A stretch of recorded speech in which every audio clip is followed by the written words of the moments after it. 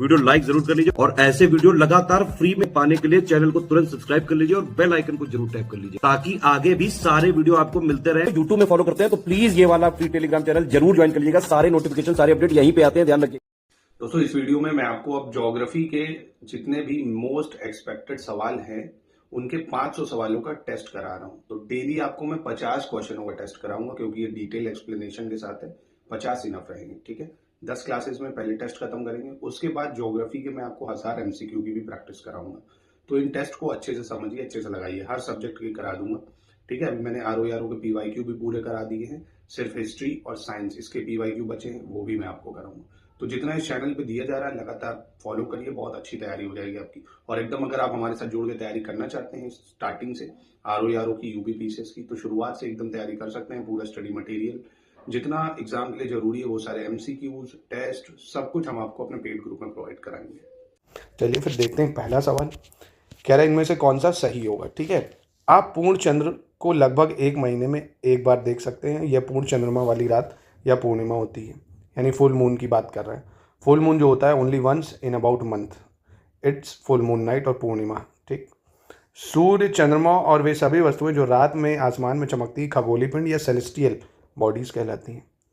कुछ खगोलीय पिंड यानी सेलेस्टियल बॉडी बड़े आकार वाले तथा गर्म होते हैं और ये गैसों से बने होते हैं और इनके पास अपनी ऊष्मा तथा प्रकाश होता है जिसे वे बहुत बड़ी मात्रा में उत्सर्जित करते हैं। इन खगोलीय पिंडों को तारा कहते हैं। क्या कहते हैं? स्टार्स कहते हैं। तो देखिए कौन सा सही है, तीनों स्टेटमेंट यहाँ पे सही हो जाएंगे, ठीक है। महत्वपूर्ण है, याद रखना भाई। फुल मून डे आपको पूछेगा ना, तो फुल मून मंथ में एक ही बार पड़ता है और एक न्यू मून होता है जिसको अमावस्या बोलते हैं, वो 14 दिन के बाद आता है, ठीक है। यानी 1 2 3 सही हो जाएगा। चलिए अगले में आपको गलत पहचान करनी है, इनकरेक्ट कौन सा है। कह रहे प्राचीन समय में लोग रात्रि में दिशा का जो निर्धारण वो तारों की सहायता से करते थे। उत्तरी तारा उत्तर दिशा को बताता था, यानी नॉर्थ स्टार जो है नॉर्थ डायरेक्शन को। और रात में आसमान की ओर देखते समय आप तारों के विभिन्न समूह द्वारा बनाई गई विविध आकृतियों को देख सकते हैं। इसे नक्षत्र मंडल कहते हैं। क्या कहते हैं? कॉन्स्टिलेशन कहते हैं। और कुछ खगोलीय पिंडों में अपना प्रकाश एवं ऊष्मा नहीं होती है, वे तारों के प्रकाश से प्रकाशित होते हैं। इसे पिंड ग्रह कहते हैं, ठीक है। तो कौन सा सही है, मतलब कौन सा गलत है? कोई भी गलत नहीं होगा, ठीक है। तीनों स्टेटमेंट यहाँ पे सही हो जाएंगी। अगला देखने वाला सवाल है, प्लैनेट मरकरी जो है 88 दिन लेता है एक चक्कर लगाने का सूर्य का, है ना। बुध ग्रह जो है कितना टाइम लेता है? 88 दिन लेता है। और आकार की दृष्टि से पृथ्वी सौरमंडल का 5वां सबसे बड़ा ग्रह है। और डायामीटर जो है मून का वो क्या है? 1/4, यानी चंद्रमा के व्यास का केवल 1/4 है। अब बताइए, सोचिए कौन सा सही होगा इनमें से। देखिए तो पहला तो देखिए सही है। मरकरी जो है आपको पता होगा ना भाई, सन के बाद क्या आता है? सन के बाद आप देखेंगे Mercury, Venus, Earth, Mars, Jupiter, Saturn, Uranus, Neptune. Mercury, Venus, Earth, Mars, Jupiter, Saturn, Uranus, Neptune ऐसे आता है। अब मरकरी को 88 दिन लगते हैं, ये ठीक है। और वहीं नेपच्यून को सबसे ज़्यादा आप सोच सकते हैं 164 साल लगते हैं। यानी यहाँ 24 घंटे में अर्थ घूम जाती है, मतलब 24 घंटे में कह रहा हूँ, 24 घंटे में तो उसका चक्कर लगाती है। ऐसे 365 दिन लेती है और ये 164 साल लेता है नेपच्यून। और वहीं मरकरी 88 दिन में 1 साल पूरा कर लेता है, मतलब घूम के। तो ये तो खैर मरकरी की बात हो गई। अर्थ जो है वो 5वां सबसे बड़ा ग्रह है, ठीक है ये। और डायामीटर जो है 1/4 है, ये भी सही हो जाएगा, ठीक है। यानी तीनों स्टेटमेंट सही हो जाएंगे यहाँ पे। चलिए फोर्थ देख लेते हैं। फोर्थ में आपको गलत पहचान करना है, कौन सा गलत होगा। नील आर्मस्ट्रॉन्ग 21 जुलाई 1969 को चंद्रमा की सतह पर कदम रखने वाला पहला व्यक्ति था। 21 जुलाई 1969। अंतरिक्ष से देखने पर पृथ्वी नीले रंग की दिखाई पड़ती है क्योंकि इसकी 2/3 सतह पानी से ढकी हुई है, इसलिए इसे नीला ग्रह कहते हैं। अगस्त 2009 में आयोजित अंतर्राष्ट्रीय खगोलीय संघ ने अपनी बैठक में प्लूटो को बौना ग्रह बना दिया था, डॉर्फ प्लैनेट। और चंद्रमा को 27 दिनों में पृथ्वी का एक चक्कर पूरा करने में लगता है। तो यहाँ गलत कौन सा हो जाएगा? बहुत आसान है, देखिए आपको पता होगा। प्लूटो को डॉर्फ प्लैनेट 2009 में नहीं 2006 में घोषित करा गया था, ठीक है। प्लूटो को डॉर्फ प्लैनेट, तो 2006 में इसको क्या बौना ग्रह बना दिया गया था। बाकी Neil Armstrong first man to step on surface कब? 1969, ठीक है। बाकी ये सारे सही हो जाएंगे। 5वां नंबर है, इनमें से गलत बताना है। सेलेक्ट द इनकरेक्ट ऑप्शन, कौन सा गलत होगा इसमें से। क्षुद्र ग्रह मंगल एवं बृहस्पति की कक्षा के बीच पाए जाते हैं, यानी एस्ट्रॉइड जो है वो कहाँ पे आते हैं? मार्स और जुपिटर के बीच में आते हैं एस्ट्रॉइड।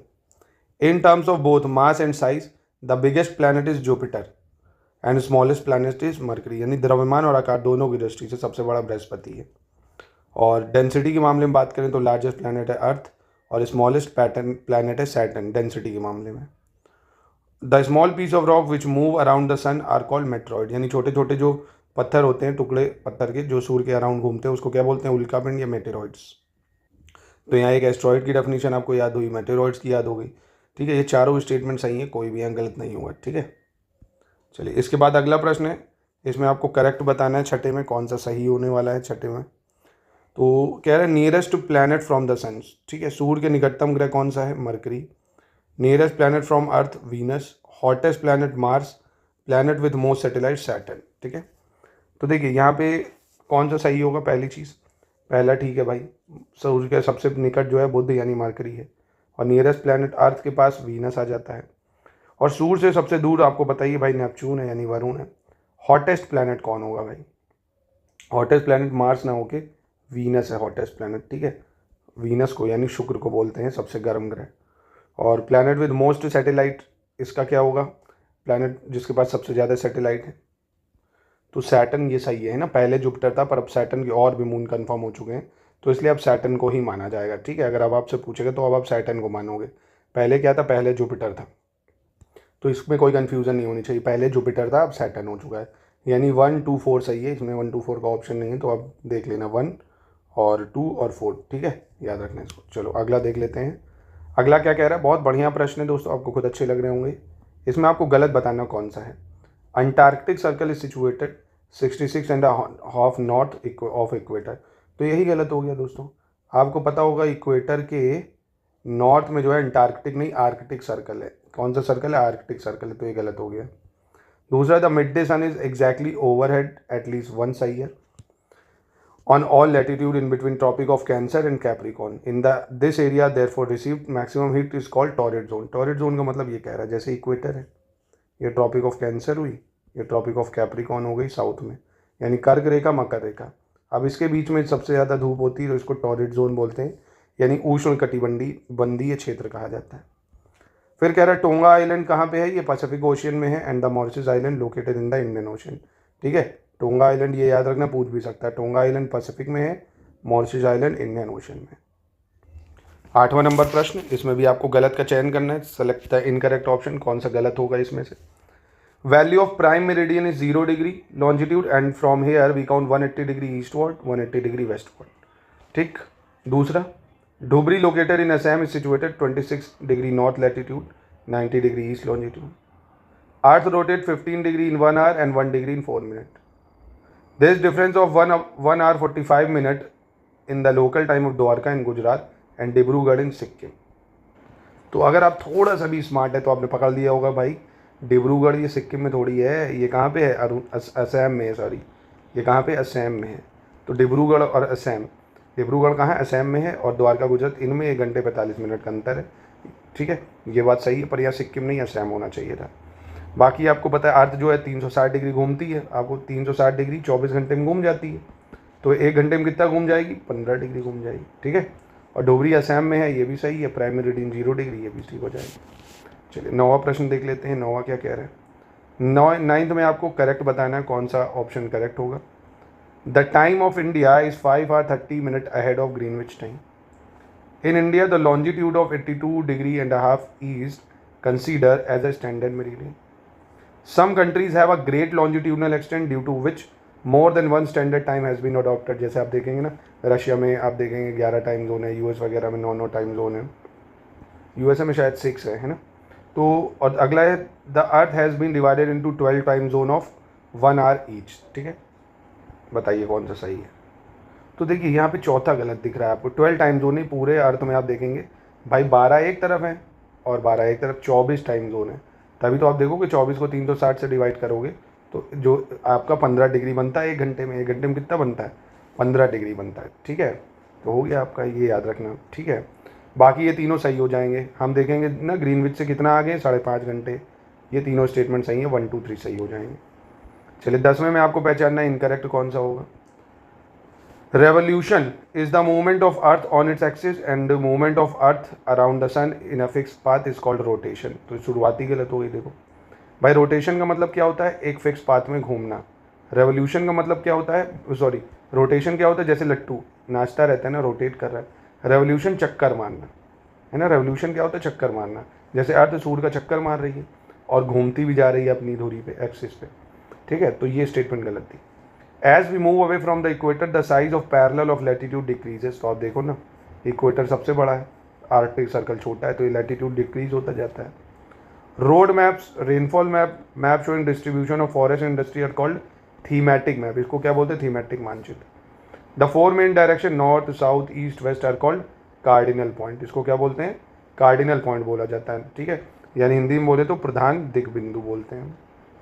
चारों मतलब ये तीनों सही है, पहला गलत है। अगला देख लेते हैं। अगले में आपको बताना है कौन सा सही होगा इनमें से। When a rough drawing is drawn without the help of scale then it is called sketch map. यानी जब एक कच्चे आरेख को बिना पैमाने की सहायता से खींचा जाता है तो उसे रेखा चित्र मानचित्र कहते हैं। और when we locate any place more accurately with the help of 4 intermediate direction, मतलब 4 मध्यवर्ती दिशाओं की सहायता से हम किसी भी स्थान का अधिक सटीकता से पता लगा सकते हैं। A sketch of small area drawn on large scale is called a plan. एक छोटे क्षेत्र का बड़े पैमाने पर खींचा गया रेखा चित्र खाका कहलाता है। और when we find out the direction of place with the help of compass, the direction of magnetic needle of compass always in north east direction. तो ये आपको बचपन से ही पढ़ते आ रहे हो। जब किसी भी मतलब आप कंपास को लटकाओगे वो उत्तर पूर्व दिशा नहीं, वो कहाँ ठहरता है? आपका नॉर्थ साउथ डायरेक्शन में ठहरता है। कैसे ठहरता है? नॉर्थ साउथ होता है यहाँ पे। चौथा गलत है, मतलब पहला, दूसरा, तीसरा बिल्कुल ठीक हो जाएगा यहाँ पे, ठीक है। यानी स्केच मैप और आपका ये भी सही है और ये भी सही हो जाएगा। चलिए 12वां नंबर प्रश्न देख लेते हैं। India is a country with a very large geographical expansion. उसके बारे में कौन सा सही है? India is bounded by high peaks of Himalaya in the north, यानी उत्तर में हिमालय है। Bounded by Arabian Sea in the west, west में अरेबियन सी है। Bounded by Bay of Bengal in the east, east में बे ऑफ बंगाल है।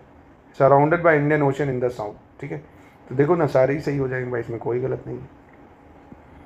अगला इसमें से गलत पहचानना है। The Ganga and Brahmaputra river form the world largest delta, जिसको सुंदरबन डेल्टा कहते हैं।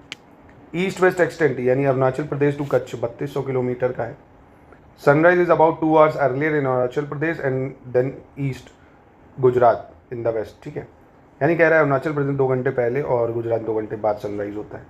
तो ये भी सही है, ये भी सही है। ये 3200 नहीं है, ये 2900 किलोमीटर है। कितना है? 2900 किलोमीटर है। ईस्ट वेस्ट एक्सटेंट की बात करेंगे। चलिए 14 नंबर देख लेते हैं। Select the incorrect option. इसमें से गलत चुनना है। The tropic of cancer passes through the continent of Asia. Asia is separated from Europe by Ural mountain. North America is connected to South America by very narrow strip of land called Isthmus of Panama. This is called surrounded by 3 ocean, ठीक है। तो यहाँ पे कौन सा गलत है? कोई गलत नहीं है, ये तीनों भी, दोनों बिल्कुल स्टेटमेंट ठीक हो जाएंगे। अगला देखिए, कह रहा है इसमें से आपको गलत पहचानना कौन सा है। माउंटेन पीक जो दुनिया की सबसे ऊंची है माउंट एवरेस्ट है। एंडीज पर्वत दुनिया की सबसे लंबी पर्वत श्रृंखला नॉर्थ से साउथ अमेरिका में फैली है। वर्ल्ड लार्जेस्ट रिवर, लॉन्गेस्ट नहीं, अमेजॉन है, जो कि नॉर्थ अमेरिका कॉन्टिनेंट में फ्लो करती है। और डीपेस्ट पार्ट जो है ओशियन का मारियाना ट्रेंच है पैसिफिक ओशन में। तो देखिए, वर्ल्ड की लार्जेस्ट रिवर तो अमेजॉन है, लॉन्गेस्ट नील है, लार्जेस्ट अमेजॉन है भाई। जल की मात्रा में अगर देखें ना, लार्जेस्ट लॉन्गेस्ट में फ़र्क है। पर ये नॉर्थ अमेरिका में ना होकर साउथ अमेरिका में, भाई पता है आपको, ब्राज़ील में है ना। तो ये गलत हो जाएगा यहाँ पे। बाकी ये तीनों स्टेटमेंट ठीक हो जाएंगे। अगला इसमें आपको सही बताना, चूज़ द करेक्ट स्टेटमेंट, कौन सा सही होगा। द इक्वेटर और 0 degree latitude passes through almost the central part of the continent. Africa is a continent through which the Tropic of Cancer, Equator and Tropic of Capricorn, all 3 line passes. The continent of Africa is called the island continent. तो इसमें कौन सा सही होगा दोस्तों, ये बताना है आपको। देखिए, जो आइलैंड कॉन्टिनेंट है ना, ये बहुत फेमस है, ऑस्ट्रेलिया को कहते हैं। आप देखेंगे ना, ऑस्ट्रेलिया एकदम इधर बसा हुआ है, चारों तरफ से कुछ नहीं, समुद्र है, तो इसलिए इसको आइलैंड कॉन्टिनेंट कहते हैं। बाकी पहला दूसरा बिल्कुल ठीक हो जाएगा। अगला प्रश्न 17 देख लेते हैं। 17 में आपको सही बताना, चूज द करेक्ट ऑप्शन, कौन सा सही है। The Pacific Ocean is almost circular in shape. Asia, Australia, North and South America surrounded the Pacific Ocean. The Southern Ocean extended from the continent of Antarctica northward to 60 degree southward. Southern Ocean की बात कर रहा है। तो कौन सा सही है? दोनों स्टेटमेंट इसके ठीक हो जाएंगे, ठीक है। 18 चूज द इनकरेक्ट ऑप्शन। इसमें आपको गलत बताना है, कौन सा गलत होगा। कॉस्ट लाइन जो है अटलांटिक ओशन की इज हाईली इंडेंटेड, यानी अटलांटिक महासागर की तट रेखा बहुत अधिक दुतंत्रित है, दुतंत्रित। The Atlantic ocean is irregular and indented coast line is ideal condition for natural harbour and port. Atlantic ocean is the busiest ocean in terms of trade. Atlantic ocean is shape like L in terms of English language. तो देखिए Atlantic ocean जो है वो S shape का है ना, S shape का, L shape का नहीं, इसलिए ये गलत है। बाकी ये सही है। इसकी जो हाइट जो कॉस्ट लाइन है बहुत इंटेंटेड है, यानी दो तंत्रित है, इसलिए यहाँ पोर्ट वोट काफ़ी अच्छे से बने हुए हैं और सबसे बिजी भी है। ये तीनों स्टेटमेंट ठीक हो जाएंगे। चलिए 19 नंबर देख लेते हैं क्या कह रहे हैं। North America and South America are on the western edge of Arctic Ocean. अब देखिए आपको पता होगा इधर आर्कटिक ओशन है, इधर अंटार्कटिक ओशन है, नॉर्थ अमेरिका इधर है, साउथ अमेरिका इधर है भाई। तो ये तो कैसे सही हो सकता है, आपको पता ही हो गया, ये तो गलत हो गया भाई। तो ये वेस्टर्न साइड है किसके, अटलांटिक ओशन। यहाँ पूरा कौन सा ओशन है, अटलांटिक ओशन के वेस्टर्न एज में है ना, वेस्टर्न एज पूछेगा तो अटलांटिक ओशन है। Europe and Africa located on the eastern edge of Arctic ocean, ये भी गलत है भाई। ये आप देखोगे किधर है, eastern edge of Atlantic ocean. यहाँ भी क्या होना चाहिए था, eastern edge of Atlantic ocean होना चाहिए था, तो ये भी गलत हो गया भाई। तो ये दो स्टेटमेंट गलत। तीसरा, the Arctic ocean is connected with the Pacific ocean by a narrow stretch of shallow water Bering Strait. ये बिल्कुल ठीक है भाई। इधर आप देखेंगे ना, इधर आप रशिया पाएंगे, इधर आप अलास्का पाएंगे, बीच में बेरिंग स्ट्रेट है। तो किसको कनेक्ट करता है, आर्कटिक ओशन को पैसिफिक ओशन से कनेक्ट करता है, आर्कटिक को पैसिफिक से कनेक्ट करता है बेरिंग स्ट्रेट, यानी तीसरा वाला स्टेटमेंट ठीक हो जाएगा यहाँ पे। 20 देख लेते हैं। 20 में आपको सही बताना कौन सा ऑप्शन सही होगा। The density of atmosphere very with altitude, यानी जो हमारा वायुमंडल है आप देखेंगे जैसे जैसे हाइट बढ़ती तो डेंसिटी वेरी करती रहती है। दूसरा, as we move upward the density of the atmosphere decreases rapidly. The density of atmosphere highest at sea level. Carbon dioxide is essential for the growth of plant. ठीक है, कौन सा सही होगा यहाँ पे। तो यहाँ पे देखिए एक चीज़ आपने एटमॉस्फेयर के बारे में जरूर पढ़ लेना, troposphere, stratosphere, mesosphere, thermosphere, exosphere है ना, ये इंपॉर्टेंट है। अब कहाँ पे टेम्परेचर बढ़ता है कहाँ पे घटता है ये भी आपको पढ़ना होगा। जैसे स्ट्रेटोस्फेयर में देखो घटने लगता है, ट्रोपोस्फेयर में बढ़ने लगता है, घटने लगता है ना, ये आपको पढ़ना पड़ेगा। तो यहाँ पे पहला ठीक है कि जैसे जैसे हाइट पे जाओगे डेंसिटी जो है वेरी करती है, और एटमॉस्फेयर में क्या होता है ऊपर जाएंगे डेंसिटी डिक्रीज भी होती है। ये चारों स्टेटमेंट यहाँ पे सही हो जाएंगे। ठीक है, चलिए अगला प्रश्न देखते हैं। 21 नंबर प्रश्न देख लेते हैं। इसमें आपको गलत चूज करना है, सेलेक्ट द इनकरेक्ट ऑप्शन। कौन सा गलत है। The climate of a place is affected by its location, altitude, distance from sea and relief feature. यानी किसी भी स्थान की जलवायु जो इन चीज़ों पर निर्भर है, उसकी ऊंचाई, समुद्र से दूरी, उच्चवन और स्थिति। ठीक है। Level of sea water remains the same everywhere. Generally a hill with a height of more than 600 metre and a steep slope is called mountain. तो ये तीनों स्टेटमेंट यहाँ पे सही हो जाएंगी, कोई भी यहाँ पे गलत नहीं होगी। ठीक है, चलिए 22 नंबर देख लेते हैं। 22 क्या कह रहा है, select the correct option. The wearing away of earth surface is called erosion. The earth surface is being lowered by the process of erosion. The two process erosion and deposition are accomplished by flowing water, wind and ice. Igneous rock and sedimentary rock can be transformed into metamorphic rock due to great heat and pressure. ठीक है, तो यहाँ पे सही कौन सा हो जाएगा, तो यहाँ पे सही तीनों है, कोई भी गलत नहीं होगा यहाँ पे। ठीक है, 23 नंबर प्रश्न पे आ जाते हैं। यहाँ पे फिर आपको गलत पहचानना है 23 नंबर में कौन सा गलत है। The upper most layer over the earth surface is called the crust. This is the thinnest layer of all the earth. यानी पृथ्वी की सबसे ऊपर की परत को क्रस्ट कहा जाता है और ये सभी परतों में सबसे पतली परत होती है। Just beneath the crust a layer called mantle extend up to 2900 kilometre.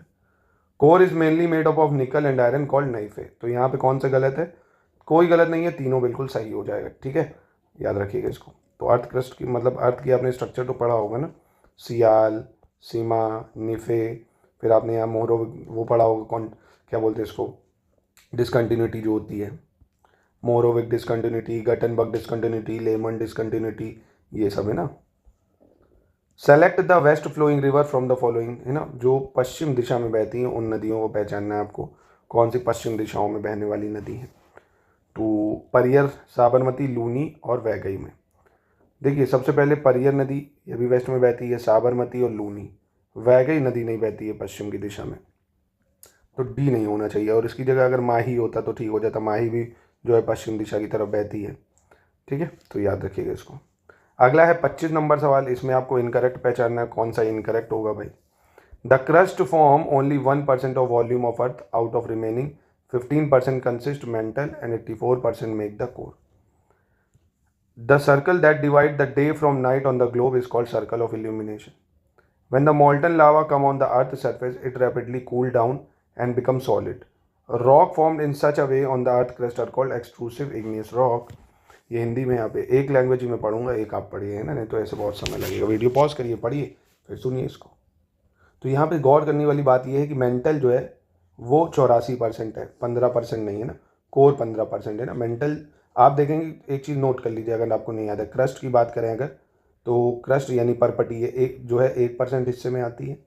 और मेंटल की बात करें आपका, है ना, मेंटल वो 84% हिस्सा है मेंटल का ही, और 15% कोर है। 15% क्या है? कोर, ठीक है। बाकी ये दोनों स्टेटमेंट बिल्कुल ठीक हो जाएंगे। चलिए अगला, इसमें आपको इनकरेक्ट पहचानना है 26 में, कौन सा गलत होगा इसमें से। Victoria fall is located on the border of Angola and Zimbabwe in Africa. World longest waterfall Angel fall is located in Venezuela. Niagara waterfall is located on the border between Canada and USA. तो यहाँ पे कौन सा गलत है ये आपको पहचानना है। देखिए बहुत ही इंपॉर्टेंट भी है ये क्वेश्चन, याद भी रखना। विक्टोरिया फॉल जो है बॉर्डर ऑफ अंगोला नहीं है ना, ये नहीं होना चाहिए।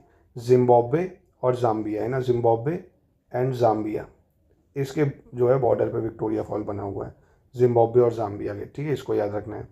और विश्व का सबसे ऊंचा जलप्रपात ये भाई एंजल फॉल है वेनेजुएला में, ठीक है। नाइग्रा फॉल जो है वो कनाडा और यूएसए के बॉर्डर पे है, ये भी ठीक हो जाएगा, ठीक है। पहला गलत है बस, यानी पहला गलत है। अगला प्रश्न है, which of the following gas is found in least amount in atmosphere. Atmosphere में इनमें से नियॉन, जेनॉन, हाइड्रोजन, आर्गन सबसे कम मात्रा में क्या पाई जाती है। बहुत ही ज़्यादा इंपॉर्टेंट सवाल हो गया ये। तो देखिए आइडिया आपको अगर हो तो हाइड्रोजन सबसे कम मात्रा में पाई जाती है। क्या पाई जाती है? हाइड्रोजन बहुत ज़्यादा कम मात्रा में पाई जाती है, 0.00 या 4050 के आसपास ही है, बहुत कम पाई जाएगी। तो इस तरह से आपको एटमॉस्फेयर में कौन सी गैस पाई जाती है, इसका कॉम्पोजिशन याद कर लेना अगर नहीं याद हो, है ना, एग्जाम में पूछ लेता है, क्योंकि अगर नहीं याद हो मैं बता भी दे रहा हूँ। नाइट्रोजन आपको याद हो 78% है सबसे ज़्यादा, ऑक्सीजन 21% के आसपास आती है ना। फिर नियॉन की अगर बात करें तो 0.002 है। जेनॉन की अगर बात करें हम तो ये ऐसे ही पड़ेगी, 0.4 या 5.9 के आसपास है, एक बार इसको देख लेना। और आर्गन तो काफ़ी है, 0.93 है। CO2 0.03 के आसपास है ना। तो आइडिया ले लो, ओवरव्यू एक आप। चलो 28 नंबर प्रश्न देख लेते हैं। 28 में आपको पहचानना है कौन सा सही होगा इसमें। कह रहे हैं, meteoroids get burn in mesosphere on entering the atmosphere from the space. Stratosphere is almost free from the clouds and associated weather phenomena making condition most ideal for flying aeroplane. Mesosphere protect us from the harmful radiation coming from the sun. ठीक है, कौन सा सही है? तो आपको पता चल रहा होगा यार, देखिए मीजोस्फीयर थोड़ी हमें प्रोटेक्ट करता है हार्मफुल रेडिएशन से, वो तो हमें स्ट्रेटोस्फीयर प्रोटेक्ट करता है। स्ट्रेटोस्फीयर भी क्यों करता है? क्योंकि उसमें ओजोन लेयर पाई जाती है भाई, ओजोन लेयर। ओजोन लेयर हम किससे मापते हैं? ओजोन लेयर की थिकनेस डॉप्सन यूनिट में मापते हैं। ओजोन क्यों हटती है? क्लोरोफ्लोरोकार्बन ठंडी कूलिंग डिवाइस से हट रही थी। ओजोन डे कब मनाते हैं? 16 सितंबर को मनाते हैं। इस तरह से प्रश्न भी पूछा जा सकता है। पहला दूसरा ठीक है यहाँ पे। चलिए 29 नंबर प्रश्न देख लेते हैं। कह रहा है कौन सा सही। एवरेज सलाइनिटी ऑफ ओशियन 35 पार्ट्स पर 1000 ग्राम, यानी महासागर की जो औसत लवणता है 35 भाग प्रति 1000 ग्राम होती है। लाइट गैसेस की बात करें जैसे helium, hydrogen, keep floating into the space from the exposure, यानी हल्की गैसें जो है ये सब क्या है, वायुमंडल से ही अंतरिक्ष में तैरती रहती हैं। Dead sea in Israel has the salinity 340 gram per litre. तो यहाँ पे कौन सा सही हो जाएगा? तीनों स्टेटमेंट सही हैं, कोई गलत नहीं हुआ, ठीक है। और इम्पॉर्टेंट तो है ही है भाई, आपको याद भी रखना है। चलिए आगे है 30वें नंबर में, आपको बताना है कौन सा यहाँ पे सही होगा। Select the correct option. एक सेकेंड, हाँ चले। East Africa savanna grassland, Brazil campos, Venezuela llanos, Argentina pampas, South America prairies. तो आराम से पकड़ लिया हुआ आपने कि पेरिस ग्रासलैंड साउथ अमेरिका में ना हो के नॉर्थ अमेरिका में है, यूएसए में है ना। ये गलत है। 1 2 3 4 बिल्कुल सही हो जाएगा, ठीक है। चलिए आगे बढ़ते हैं। आगे क्या कह रहा है? अगले में भी आपको करेक्ट पहचानना है, कौन सा करेक्ट होगा। The average density of population in India is 382% per square kilometre. India की पॉपुलेशन डेंसिटी क्या है? 382। Average density of population in the whole world is 51% per square kilometre. Highest population density in south central Asia followed by east Asia and south Asia. तो कौन सा सही होगा? तीनों statement यहाँ पे बिल्कुल ठीक हो जाएंगी, ठीक है। 32 नंबर देखते हैं। Select the incorrect option. कौन सा गलत होगा ये पहचानना है। Largest drainage basin in the world of world is of Nile river. विश्व की सबसे बड़ी अपवाह द्रोणी जो है वो नील नदी की है, ये कह रहा है। तो ये देखिए लार्जेस्ट ड्रेनेज बेसिन की बात करेगा अगर तो वो अमेजोन है भाई, बहुत बड़ा ड्रेनेज बेसिन है उसका, है ना, विशाल है एकदम, सबसे बड़ा है दुनिया का। लॉन्गेस्ट नदी नाइल है पर लार्जेस्ट जो वॉल्यूम वाटर में ड्रेनेज में अमेजोन ही है। Sutlej, Beas, Ravi, Chenab, Jhelum join together to enter the Indus near Mithankot. तो बिल्कुल सही है, आपने पढ़ा होगा भाई, जो इंडस नदी है जैसे ये इंडस बह रही है, इंडस में पहले क्या है, चेनाब आती है, जैसे चेनाब में मिलती है यहाँ से झेलम, और यहाँ से मिलती है, ये झेलम है, ये चेनाब है, ये रावी है, ऐसे मिलती है। फिर इधर से सतलज आती है, सतलज में ये पूरी मिलती हैं, और सतलज में ब्यास मिलती है। तो बिल्कुल सही तो है, मिथानकोट में मिल जाती है, ये ठीक है। बाकी Ghaghara, Gandak, Kosi originate from the Nepal Himalayas, यानी नेपाल से निकलती हैं, ये भी ठीक हो जाएगा। यानी यहाँ पे कौन सा गलत है, सिर्फ पहला स्टेटमेंट यहाँ पे गलत हो जाएगा, ठीक है। अगला 33 नंबर कह रहा है इनमें से कौन सा सही है, choose the correct option. Nanda Devi mountain, Kamet, नामचा Barwa और गुरला मांदता, ठीक है। इसको बताने सब इंडिया में है क्या। देखिए नंदा देवी पर्वत पता होगा आपको, ठीक है, उत्तराखंड में आ जाता है ये। कामेट पर्वत ये भी कहाँ है, इंडिया ही में, भारत में पड़ जाता है भाई ये कामेट पर्वत भी। और नामचा बरवा भी इंडिया में है, और गुरला मांदता ये नेपाल में है। आपसे देखिए इसकी जो है हाइट भी पूछ सकता है भाई, कम ज़्यादा लगाने के लिए। अब इनमें से पूछ लेगा सबसे ऊंचा कौन सा है भाई, अगर तब तो इनमें से सबसे ऊंचा नंदा देवी है, 7,817 मीटर के आसपास है। कामेट जो है 7,756 मीटर है, और नामचा बरवा कम है, 7,756 के आसपास है, 55 ये भी पड़ेगा। गुरला मांदता नेपाल का, इसका देख लीजिएगा आप एक बार। तो खैर आपको हाइट भी कई बार आपने देखा होगा RO पेपर में, हाइट लगाने को आ जाएगी इनकी। Namcha Barwa, Chomolungma, mount Everest, K2, ऐसे आपसे हाइट पूछ सकता है, या ईस्ट से वेस्ट लगवा सकता है, ठीक है। तो यहाँ पे जो है पहला, दूसरा, तीसरा सही था सिर्फ। देखिए आपको थोड़ा ज़्यादा मतलब ज्योग्राफी को थोड़ा डीप में अच्छे से पढ़ना पड़ेगा। कह रहा है कि इसमें से गलत कौन सा है। एडोलसेंट यानी किशोरों को भारत में जो है एज ग्रुप 10 से 19 में रखा जाता है एडोलसेंट को। The government of India had initiated comprehensive family planning programme 1952। Bharat सरकार ने 1952 में एक व्यापक परिवार नियोजन कार्यक्रम को प्रारंभ किया है। और फिर कह रहा है almost half of India's population, यानी आधी आबादी भारत में सिर्फ 5 राज्यों में, यूपी, महाराष्ट्र, बिहार, वेस्ट बंगाल, तमिलनाडु। तो यहाँ पे देखिए ये गलत हो जाएगा। यूपी ठीक है, महाराष्ट्र है, बिहार है, वेस्ट बंगाल, तमिलनाडु ना होके यहाँ पे आंध्र प्रदेश था, ठीक है, 2011 की जनगणना के हिसाब से। तो ये गलत है। 35 नंबर देखते हैं। 35 में भी आपको गलत बताना है, कौन सा गलत होगा 35 में। दिल्ली, कोलकाता, मुंबई, चेन्नई, इसको जोड़ा गया गोल्डन क्वाड्रिलेटरल प्रोजेक्ट में। First corridor in the north south corridor which connect Srinagar to Kanyakumari. Second east west corridor which connect Silchar city in Sikkim to Porbandar city in Gujarat. तो ये सी वाला अगर आपको पता हो तो ये गलत हो जाएगा। चलिए अगला देखते हैं, इसमें आपको इनकरेक्ट पहचानना है, ठीक है, कौन सा इनकरेक्ट है। कह रहे हैं बिहार झारखंड की कोडरमा, गया, हजारीबाग जो है ये अभ्रक पेटी, अभ्रक के अग्रणी उत्पादक हैं। छत्तीसगढ़ सबसे बड़ा बॉक्साइट उत्पादक राज्य है, और आंध्र प्रदेश की नेल्लौर अभ्रक पेटी देश की महत्वपूर्ण उत्पादक है अभ्रक की। और राजस्थान में जो कॉपर है वो खेतरी माइन से मिलता है। तो कौन सा गलत है यहाँ पे। यहाँ पे देखिए जो बॉक्साइट है ये छत्तीसगढ़ से नहीं, उड़ीसा से मिलता है सबसे ज़्यादा, है ना। बॉक्साइट कहाँ से मिलता है, उड़ीसा से, तो इसलिए ये गलत है यहाँ पे। 37 नंबर देखते हैं। 37 में आपको सही बताना है कौन सा ऑप्शन सही होगा। The Balaghat mines of MP produce 52% of countries bauxite. Gujarat is the largest state in India in reserve of manganese. Singhbhum district of Jharkhand the main producer of copper. तो यहाँ पे देखिए सिंहभूम जो है वो कॉपर का प्रोड्यूसर है, ये सही है। और मैंगनीज अभी जो मैंने बताई नहीं, सबसे ज़्यादा कहाँ पे मिलती है, उड़ीसा में मिलती है मैंगनीज, गुजरात में नहीं। मैंगनीज सबसे ज़्यादा कहाँ मिलती है, आपको उड़ीसा में देखने को मिलेगी। और जो बालाघाट माइन है ना, यहाँ पे बॉक्साइट नहीं, कॉपर मिलता है सबसे ज़्यादा MP की बालाघाट माइन से। तो ये इसको आप याद रखना, मिनरल माइन से सवाल बहुत पूछते हैं। Arrange the following in descending order on the basis of land area with reference to total land area. मतलब भारत में सबसे ज़्यादा क्या है, प्लेन, माउंटेन, प्लेट्यूज में डिसेंडिंग ऑर्डर यानी ज़्यादा से कम में लगाना है। तो सबसे ज़्यादा आप देखेंगे इंडो गैंजेटिक प्लेन, यानी आप देखेंगे जो भारतीय मैदान है 43% भाग में है। और उसके बाद माउंटेन आते हैं 30% के आसपास, और प्लेट्यू 27 ही हैं, ठीक है। तो यानी पहला ऑप्शन सही हो जाएगा। 39 नंबर में आपको बताना है कौन सा यहाँ पे गलत होगा। तो in Punjab and Haryana 80% of land is cultivated. अगला कह रहा है at the international level the club of Rome had advocated resources conservation for the first time in a more systematic way in 1968। तीसरा, in June 92 more than 100 heads of state gathered at Rio Janeiro in Brazil for the first time at earth summit. तो यहाँ पे कौन सा गलत है? कोई गलत नहीं है, तीनों यहाँ पे बिल्कुल ठीक हो जाएंगे। 40 नंबर देखते हैं। 40 नंबर में आपको इनकरेक्ट पहचानना है। कह रहा है agenda 21 is the declaration sign by world leader in 1992 at UN conference on climate and development which took place at रियो।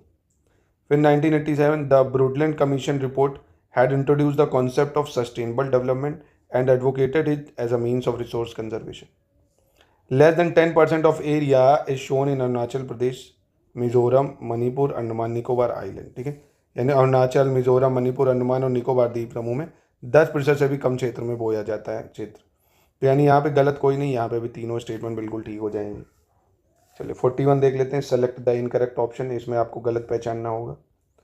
कह रहा है गुजरात, राजस्थान, एमपी और महाराष्ट्र जैसे राज्यों में अति पशुचारण भूमि निम्नीकरण का मुख्य कारण है। पूर्वी तटीय मैदान विशेषकर महानदी, गोदावरी, कृष्णा, कावेरी नदियों के डेल्टा लेटेराइट मृदा से बने हैं।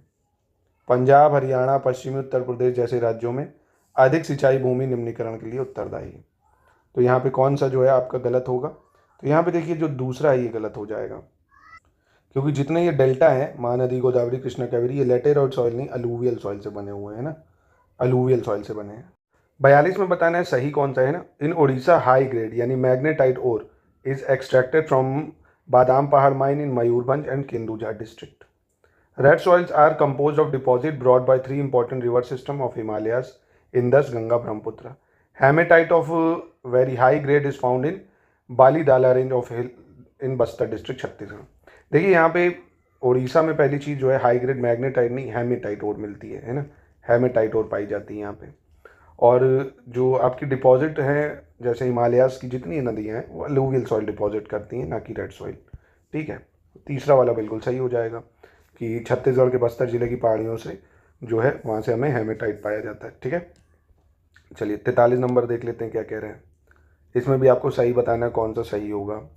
The top 3 major rice producing countries जो हैं वो हैं China, India, Indonesia. Rice require low temperature, high humidity, rainfall. Rice is the staple diet of tropical and subtropical region. Rice is the main food crop of the world. ठीक है, तो यहाँ पे कौन सा सही होगा? देखिए यहाँ पे पहला, तीसरा, चौथा सही हो जाएगा, दूसरा गलत हो जाएगा, क्योंकि चावल के लिए लो टेम्परेचर नहीं हाई टेम्परेचर चाहिए होता है। चावल के लिए क्या चाहिए? हाई टेम्परेचर चाहिए, हाई ह्यूमिडिटी चाहिए और आवश्यकता हमें मतलब इसकी चाहिए रेनफॉल भी, यानी दूसरा गलत है, पहला, तीसरा, चौथा सही हो जाएगा। चौथा नंबर देख लेते हैं। चौथे में क्या बताना है? सेलेक्ट द इनकरेक्ट ऑप्शन, कौन सा गलत होगा इनमें से? Cotton require high temperature, light rainfall, 210 frost free days, bright sunshine. Cotton grow best on black and alluvial soil. Maize require high temperature, rainfall and plenty of sunlight. Maize require well drained fertile soil. तो देखिए मेज़ के लिए पहली चीज़ high temperature नहीं, हमें moderate temperature चाहिए ना, तो इस तरह के प्रश्न बहुत पूछता है, आपको ये भी याद रखना। मॉडरेट टेम्परेचर चाहिए, रेनफॉल चाहिए, प्लेंटी ऑफ सनलाइट, बाकी ये तीनों बिल्कुल सही हो जाएंगे। ठीक है, चलिए 45 नंबर देख लेते हैं। 45 में आपको पहचानना है कौन सा सही होगा। Option regarding the crop of jute. Jute is also known as golden fibre. Jute grow well in alluvial soil. Jute require high temperature, heavy rainfall, humid climate. Jute crop is grow in tropical region. India and Bangladesh are the leading producer of jute. ठीक है, तो ये तीनों सही हो जाएंगे। ठीक है, तो देखिए आपको काफ़ी चीज़ें याद होंगी कि जूट के लिए क्या चाहिए? हाई टेम्परेचर चाहिए, मेज़ के लिए मॉडरेट टेम्परेचर चाहिए और राइस के लिए भी हाई टेम्परेचर चाहिए। ठीक है, चलिए अगला देख लेते हैं। 46 में आपको पहचानना है कौन सा गलत होगा। क्या पहचानना है कौन सा गलत होगा? Coffee require hot humid climate and well drain loamy soil. क्या चाहिए? हॉट ह्यूमिड क्लाइमेट चाहिए, लोमी सॉइल चाहिए। Size of typical farm in the USA is about 250 hectare. जो प्रारूपिक फार्म है उसका आकार 250 हेक्टेयर होता है यूएसए में, तो इसमें कोई गलत नहीं है, दोनों स्टेटमेंट बिल्कुल ठीक हो जाएंगे। 47वें में गलत बताना आपको, choose the incorrect option. Milpa Mexico, huma Brazil, ladang Malaysia, masole जायरे।